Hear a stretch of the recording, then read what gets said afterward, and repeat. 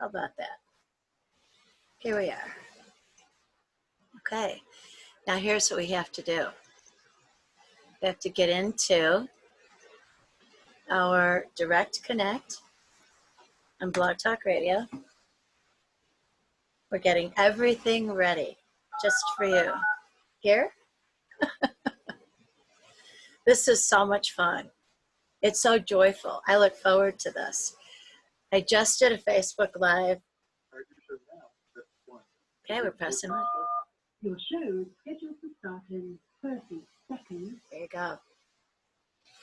This is Dr. Deb Carlin, and we're about ready to start our second episode of Soulfulness for Sundays.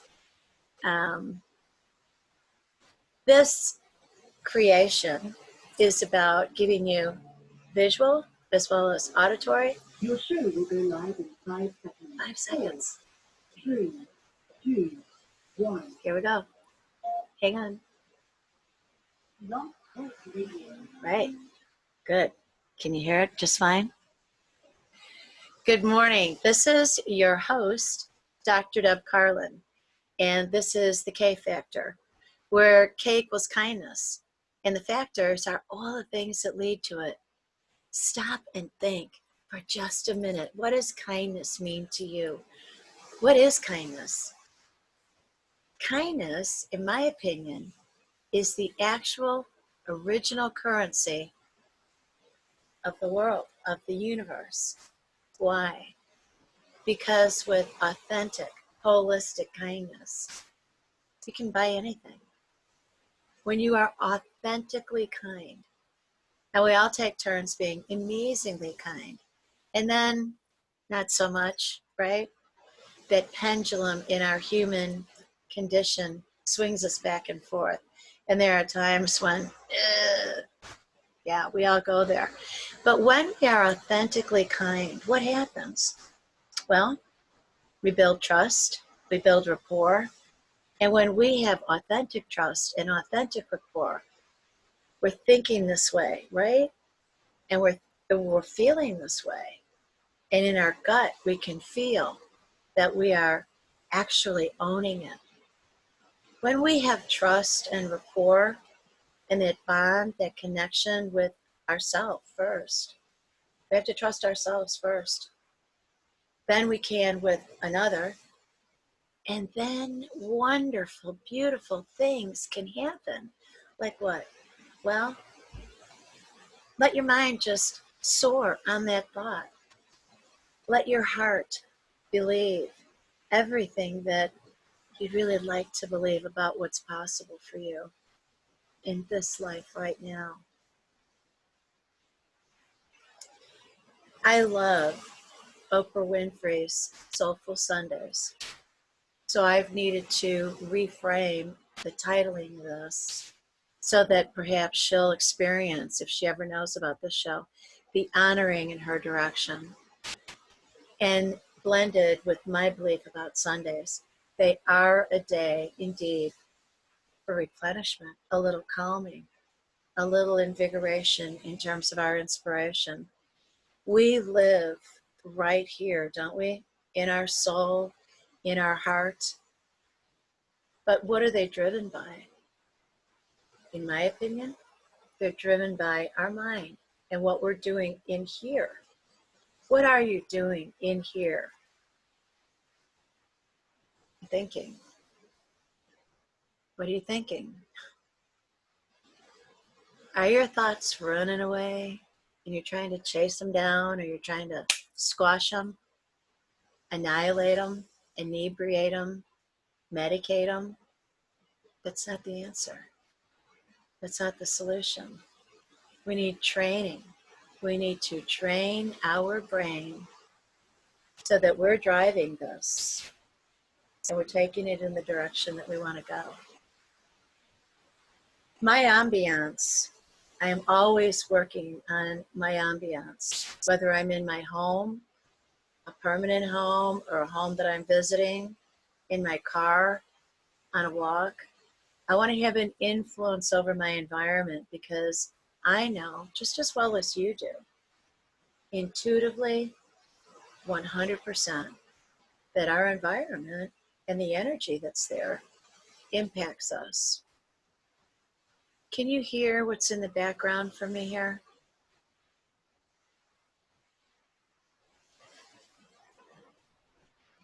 It's the crashing of waves up against a shoreline. And there's a sea of water that is deep. And this morning it's rather raucous. And there are whitecaps and waves that are coming in because the energy of the world is stirred up because of the weather system. I love to do what people now call earthing. When I was growing up, it was just getting in touch with nature and then getting in touch with yourself. So when I'm talking about Soulful Sundays, I am thinking, what is it that I can do for me? And then I can do upon for you some things that will help us get away from the media and the news, bad news, scary news, frustrating news, and into a place where we touch again that whole universe that is in here in your beautiful mind that's created the heart feeling that you have. I'm going to be teaching you things here on Sundays about the ways in which your mind and body come together in mind-body medicine to help you with your soulfulness. Soulfulness is your innermost part of your being that is about an unlimited universe that is you. It's not just open to you, it is you. All of us, as human beings and animals and nature, every part of nature, we are intermingled and woven together. The tapestry of life is amazing. A woman who I really admire and who I call a friend, Donna Gamache, started a group in St. Louis, Missouri called the Tapestry Network. I love that because tapestry is a weaving of so many different elements and colors and themes on one big production. And we are indeed a tapestry. When I say to you that we're all in this together, I mean this life experience, not just in America, but globally, universally. And when I say we're all in it together, I mean from your grass outside your door and the trees and the plants that are out there to the sky, the experience of weather, the experience of one another. We all look in the mirror every day. Brush our teeth, wash our face, brush our hair, whatever it is that we're doing. If you don't have a mirror for some reason, you catch a glance of yourself in the reflection of windows as you walk by, or a reflection of yourself as you're driving and you're looking in your rear view mirror. As you do those things, treat yourself like you would treat another who you're really attracted to, who you're really drawn to. Now imagine if you do that. This is pretty funny stuff, right? Kind of weird, but think about it. When you're really drawn to another, you get kind of excited and tingly about it, right? Kind of act shy a little bit, or you're assertive and you maybe give a wink and a smile. Do it for you. There's a saying that is as old as we are, as humanity, that the eyes are the window to the soul. If you make eye contact with yourself every day, every single day, and do it with warmth and compassion and empathy and love and kindness, Imagine the outcome. How about if somebody was delivering all that to you? Someone that you really cared about. Wouldn't that feel fabulous and healthy, wonderful, smart? Wouldn't you then kind of admire them? That other person is you. We are each, me, myself, and I. When I was a little kid, a friend of mine that I grew up with, Juanita, we used to laugh about, who are you going to play with today? Me, myself, and I. Oh yeah, and you're invited too. You yourself and you are invited. There will be a group of us then. It's a truth though. Our health and our well-being and our ability to not just survive in this world, in this lifetime, but thrive depends upon us touching our self for our collective benefit, for our collective satisfaction. How about your achievement dreams? What is it that success looks like for you? The very first part of success for any one of us is to be healthy. And being healthy is completely incompatible with being frenetic and panicked. My work across my entire life has been about calming things down, centering, getting prayerful, no matter what it is that you bring your hands together for. Getting prayerful, whether it is to God, it is to Buddha, it is to Mother Nature, it is to Spirit, it is to the universe. You pick. But the point about this, and as a research scientist, I can tell you authentically that when you do this, you practice the faith factor for your benefit. You take the weight of the world off of your shoulders and you put it up. You give it up. We are not in control of the universe, not in control of the world. We're not even in control of our community.